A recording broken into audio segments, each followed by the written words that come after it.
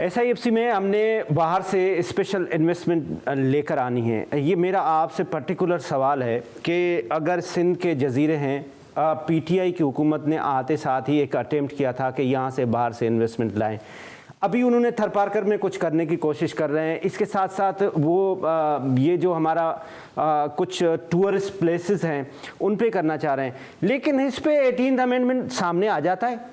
हम इस पे बैन करा देते हैं। हम कहते हैं नहीं भाई, ये तो मेरा हिस्सा, ये मेरा हिस्सा।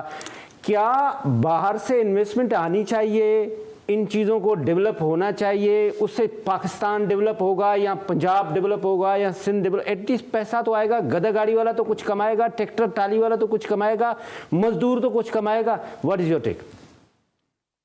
पहले तो आई थिंक जो शब्बर ने बातें की हैं काफ़ी हद तक मैं एग्री करता हूँ कि जो रियलिटीज़ हैं, न्यू रियलिटीज़, इसमें तो कोई शक ही नहीं है। We have to get back in the IMF program और SIFC इज़ अ रियलिटी।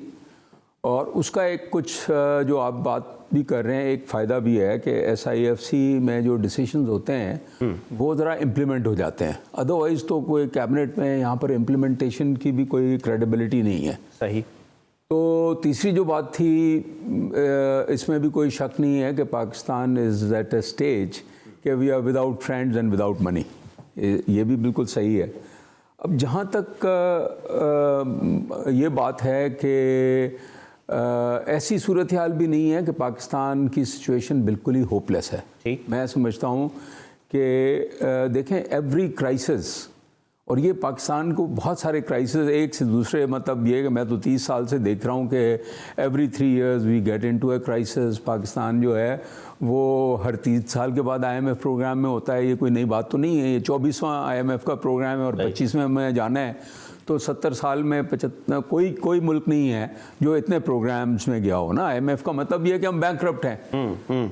लेकिन बात यह है कि अब इतनी सूरत हाल ख़राब हो गई है कि मैं समझता हूँ कि उसमें शायद हम आई एम होपिंग, वो चर्चिल कहता था ना कि I am optimistic because there is no other way.